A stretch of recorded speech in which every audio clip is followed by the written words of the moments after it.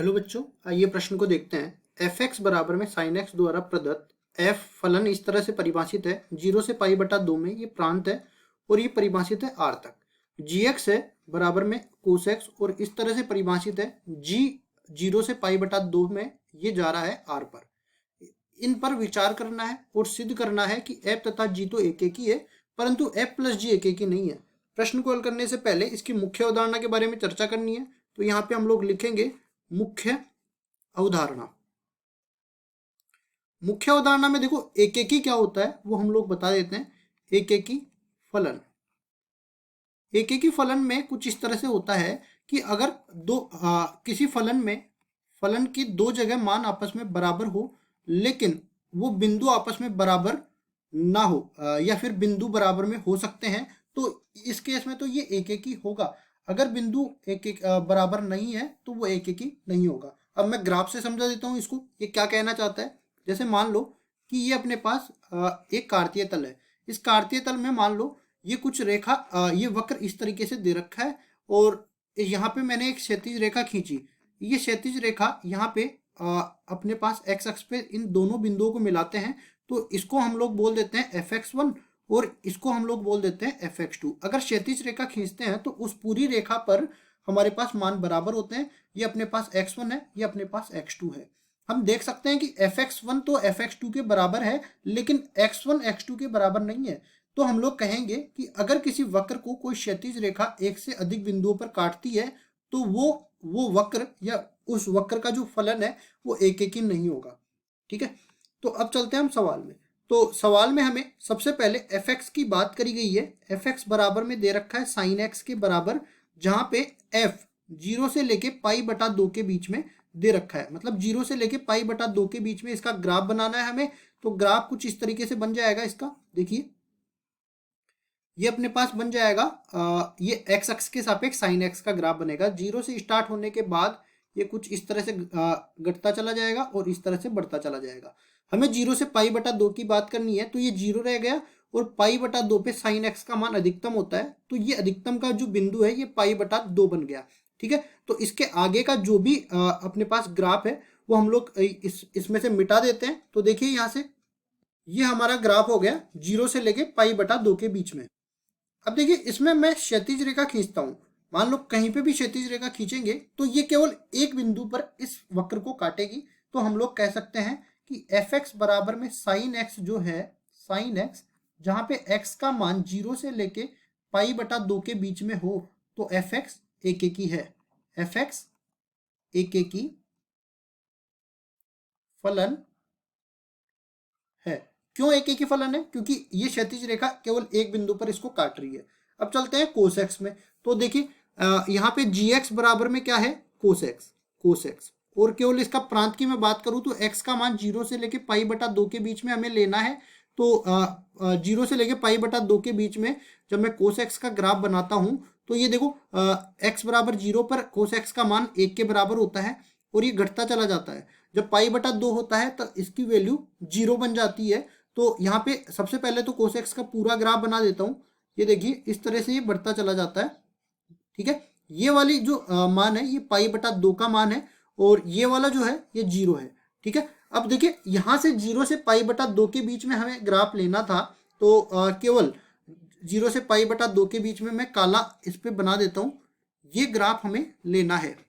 ठीक है, अब इस ग्राफ में मैं कोई भी क्षैतिज रेखा खींचता हूँ, कहीं पे भी खींचूं, ऊपर ऊपर ऊपर की केवल मैं बात कर रहा हूँ। ये कोस एक्स का अपने पास ग्राफ है एक्स के सापेक्ष, केवल एक बिंदु पर ये क्षैतिज रेखा इसको काट रही है, इसलिए हम लोग कह सकते हैं, इसलिए जी एक्स बराबर में कोस एक्स जहां पे एक्स का मान 0 से लेके पाई बटा 2 के बीच में है, एक एक ही फलन है। जी एक्स एक एक ही फलन है और क्यों है वो हमने बता दिया, एक एक ही फलन। अब चलते हैं हम लोग एफ एक्स प्लस जी एक्स में। ठीक है, तो यहाँ पे हम लोग लिखेंगे एफ एक्स प्लस जी एक्स, इसका मान भैया बराबर हो जाएगा sine x plus cos x के। ठीक है, तो यहाँ पे हम लोग क्या करेंगे, वर्गमूल 2 से ऊपर नीचे भाग कर देंगे।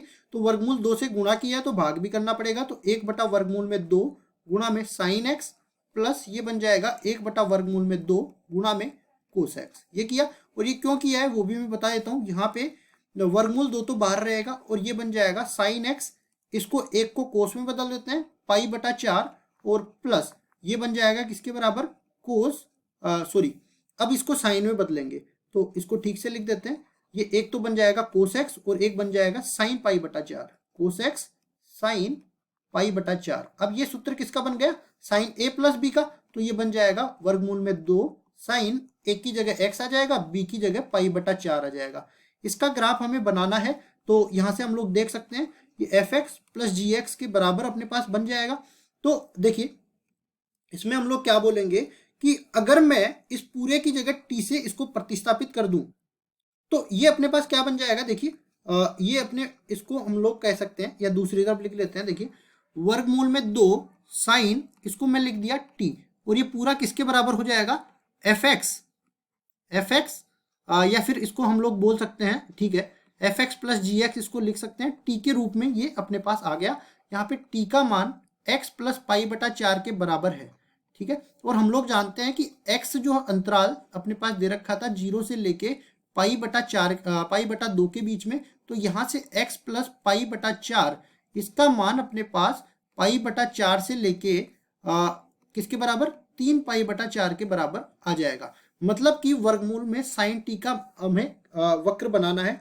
तो देखो वर्गमूल में साइन टी के जैसा ही बनेगा, केवल इसका जो परिमाण है ये वर्गमूल 2 तक जाएगा, ठीक है। तो सबसे पहले तो हम लोग क्या कर देते हैं, एक कार्तीय तल बना लेते हैं और इसमें हम लोग बनाएंगे साइन एक्स का ग्राफ। तो साइन एक्स का ग्राफ कुछ इस तरीके से चलेगा, ठीक है जी, इस तरीके से चलेगा। तो यहाँ पे अपने पास केवल मैं 0 और ये पाई, यहाँ तक मैं इसका ग्राफ बना लेता हूँ। अब दूसरी चीज, ये अपने पास जाएगा कहाँ तक, वर्गमूल में 2 तक, क्योंकि इसका अधिकतम मान वर्गमूल में 2 है और अधिकतम मान कहाँ पे जाएगा, पाई बटा 4 पे जाएगा, ठीक है, पाई बटा 2 पे जाएगा। अब देखिए हमें एक्स प्लस ये टी का मान निकाल रहा हूं, टी के सापेक्ष में वर्गमूल में साइन टी का ग्राफ बना रहा हूं।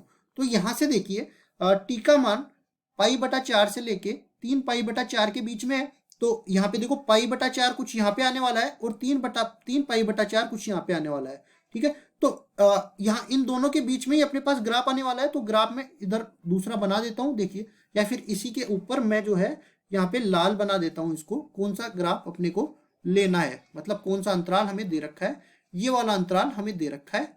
मतलब ये अपने पास वर्गमूल में 2 साइन टी का ग्राफ ये आ गया लाल वाला, ठीक है। अब यहाँ पे मैं देखो क्षैतिज रेखा खींच देता हूँ, तो ये वाली जो क्षैतिज रेखा है इसको 2 बिंदु पर काटेगी। देखो ये ठीक से दिख नहीं रहा, लेकिन कुछ इस तरीके का ये ग्राफ ऊपर का है, ये इस तरीके से यहाँ पे काट रही है। ये क्षैतिज रेखा 2 बिंदुओं पर काट गई, तो हम लोग कहेंगे कि यहाँ पे ये अपने पास एक फलन नहीं है, ठीक है। तो हम लोग इस तरह से बोल देते हैं, चूंकि एफ एक्स प्लस जी एक्स के ग्राफ को क्षैतिज रेखा एक से ज्यादा बिंदुओं पर काट रही है, एक से ज्यादा बिंदुओं पर काट रही है, बिंदुओं पर काट रही है या प्रतिच्छेद कर रही है, इसलिए हम लोग कह सकते हैं कि f प्लस जी एक फलन नहीं है, एक फलन नहीं है। यहां पे हमें यही सिद्ध करना था कि एफ एक्स और जी एक्स तो एक ही फलन है, लेकिन f प्लस जी एक ही फलन नहीं है। ये हमने मुख्य उदाहरण की मदद से सिद्ध करके बता दिया। यही हमारा उत्तर हो जाएगा। आशा करता हूँ ये सवाल आपको समझ में आया होगा। धन्यवाद।